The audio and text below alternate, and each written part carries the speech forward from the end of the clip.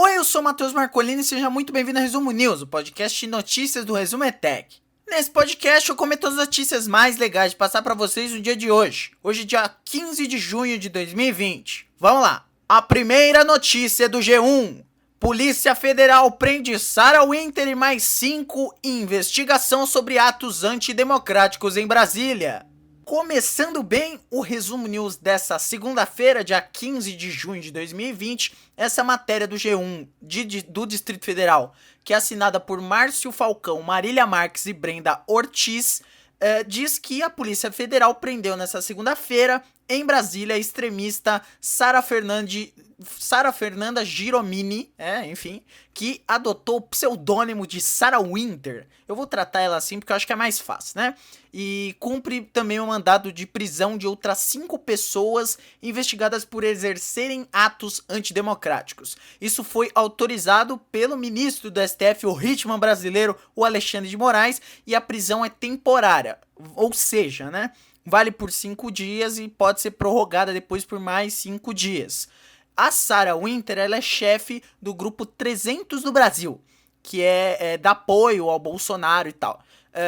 Esse grupo, ele se define como, abre aspas, militância organizada de direita, fecha aspas, e foi responsável por um acampamento com umas 30 pessoas montado lá na esplanada dos ministérios no início de maio e que foi desmobilizado no último fim de semana. Inclusive, é um vídeo muito prazeroso você ver a batida policial lá, eu até recomendo pra vocês. As outras 5 pessoas que tiveram prisão autorizada pelo STF também são ligadas a esse grupo aí, abre aspas, os 300 de Brasília, fecha aspas, não são 300, né, são 30. Segundo a investigação, eles são suspeitos de organizar e captar recursos para atos antidemocráticos e de crimes contra a Lei de Segurança Nacional. A Sarah Winter, ela deu uma entrevista para a BBC e nessa entrevista ela reconheceu, né, a existência de armas entre os integrantes, abrindo aspas para ela. Em nosso grupo, existem membros que são CACs, que é sigla para colecionador, atirador e caçador. Outros que possuem armas devidamente registradas nos órgãos competentes. Essas armas servem para a proteção dos próprios membros do acampamento e nada tem a ver com a nossa militância. E ao pedir o fim do acampamento, o Ministério Público do Distrito Federal tratou o grupo 300 do Brasil como uma milícia armada, que é o que é, né? O que é proibido pela Constituição. Lembrando que eles são apoiadores, claro, do Jair Bolsonaro. No dia 13 de maio, esses representantes foram ao Palácio da Alvorada e ficaram no local reservado para apoiadores do presidente. Nesse dia, o Bolsonaro falou que o mais difícil é se manter no cargo e governar, e a Sarah respondeu que nós somos suas bases, e aí essa frase, entre aspas, nós somos sua base. Nós somos a militância que o senhor precisa. Somos soldados à sua disposição. No último sábado, dia 13, esses integrantes aí, eles participaram de um ato em que eles soltavam fogos de artifício contra o prédio do STF, o que é muito engraçado, parece time brasileiro visitante em Libertadores, tá ligado? Que os torcedores argentinos vai lá na porta do hotel, ou então brasileiro que vai na porta do hotel dos argentinos ficar soltando fogo, enfim. E no dia 31 de maio, a Sarah chefiou uma manifestação com referência a grupos neonazistas e supremacistas brancos. Muito parecido com a KKK, mas enfim. Lembrando que a Sarah Winter, ela também gravou vídeos ameaçando o ministro do STF e tal. Então é uma prisão que até demorou um pouco pra sair, né? Então a gente espera que ela não saia fortalecida. Se bem que não tem como sair fortalecida. O grupo tem 30 pessoas. Ela, enfim, é insignificante, mas é melhor estar presa já que ela cometeu alguns crimes aí, né? Enfim. A próxima notícia também é do G1. Governo do Distrito Federal multa ministro Weintraub em R$2.000 por falta de máscara durante ato de apoio a Bolsonaro.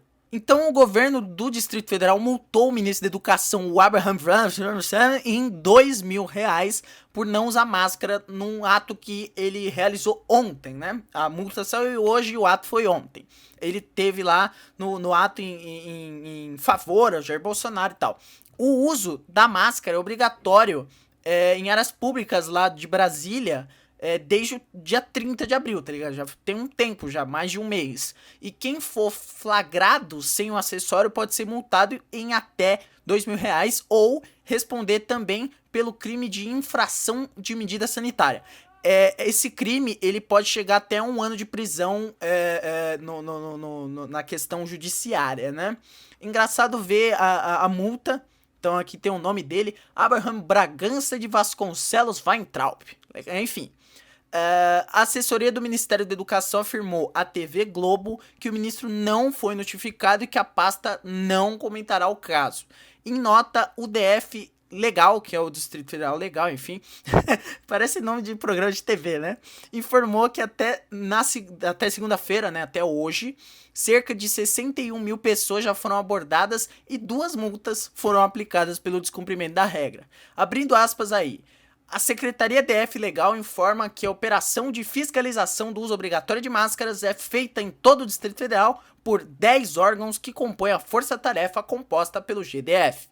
Além do ministro Weintraub, né, a maior parte dos manifestantes também estava sem máscara e o Weintraub provocou aglomeração, cumprimentou, tirou foto, abraçou pessoas, enfim. Esse valor que foi cobrado dele é o máximo da punição, né?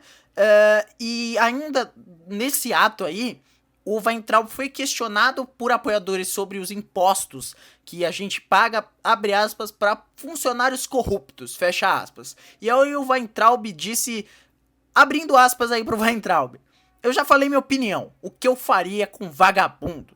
Lembrando que o Weintraub chamou os ministros do STF de vagabundos umas semanas atrás. A próxima notícia também é do G1.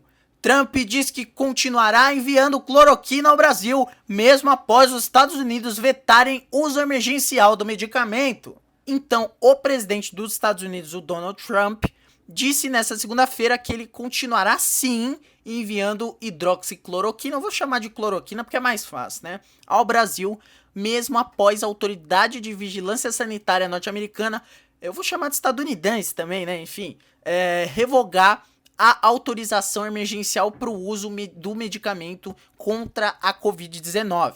No fim de maio, os Estados Unidos anunciaram o envio de 2 milhões de doses de cloroquina para o Brasil, mesmo contra a recomendação de entidades médicas como a OMS.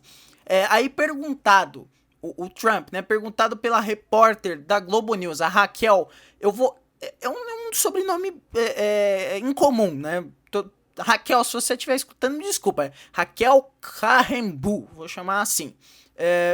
Ele foi perguntado se os Estados Unidos continuariam a enviar o remédio ao Brasil e para outros países, e o Trump disse que sim. Abrindo aspas para ele, eu não posso reclamar. Eu tomei por 2 semanas e ainda estou aqui. Na entrevista, o presidente dos Estados Unidos, inclusive, disse que não sabia sobre o relatório da Food and Drugs Administration, que é a FDA, que retirou a autorização do uso emergencial do medicamento lá nos Estados Unidos. Abrindo aspas para o Trump, muita gente me diz que isso poderia salvar vidas. A FDA é tipo a Anvisa dos Estados Unidos e ela revogou essa permissão aí. Abrindo aspas para uma nota da FDA.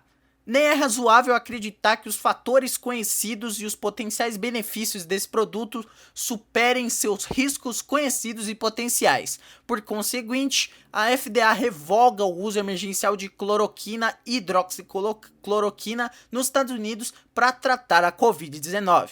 E essa revogação ela aponta alguns critérios que levaram à suspensão. Quais que são? A FDA ela acredita que as dosagens para hidroxicloroquina não têm um efeito antiviral, então não combate o vírus. E estudos anteriores sobre a diminuição do vírus com o tratamento da cloroquina não foram consistentemente confirmados. E aí muito interessante que o país mais rico e mais importante do mundo não use esse grande medicamento, mas ele mande para os países de segundo e de terceiro mundo. É muito interessante, no mínimo. Bom, e a rapidinha de hoje é uma grande notícia. Eu estou muito feliz em falar que Babu Santana será policial federal na próxima fase de Salve-se Quem Puder, a novela que foi suspensa aí pela Rede Globo por causa da pandemia, né? Mas O Babu, que reclamou muito, ele falou com muita tristeza de que ele estava desempregado. Ele não só conseguiu um emprego na Rede Globo, como ele será um policial federal na próxima fase dessa novela. E o Daniel Ortiz, o autor da novela, disse ainda que ele estava criando um personagem pro Babu fazer assim que ele saísse da casa. Infelizmente aí não vai ser agora, né? Mas assim que voltar, o Babu vai participar aí de mais uma novela das 7. Ou será que é das 6, né? Enfim. Bom, então é isso, muito obrigado a você que acompanhou o episódio até aqui. Se você gostou, manda pros seus amigos, o boca a boca é fundamental pra gente. Segue a gente nas redes sociais aqui do Resumo News, do Resumo ETEC. Se você estiver escutando no YouTube, se inscreve no canal, ativa o sininho, é importante pra você não perder episódios novos. Se você estiver escutando em algum agregador de podcast, Spotify, Castbox, Google Podcasts, Apple Podcasts, você pode assinar o feed desse podcast pra você não perder episódios novos e também assinar Nossa, eu perdi tudo aqui. Assinar o feed do outro podcast da família Resumo ETEC de podcasts, o República dos Bananas. Nossa, eu tô perdido! O República dos Bananas, que tá em ato, mas tem muito episódio legal lá, 4 episódios muito bons, feitos com carinho pra você escutar. É isso, eu vou ficando por aqui. Amanhã você me escuta um pouquinho mais, começou a semana. Tchau!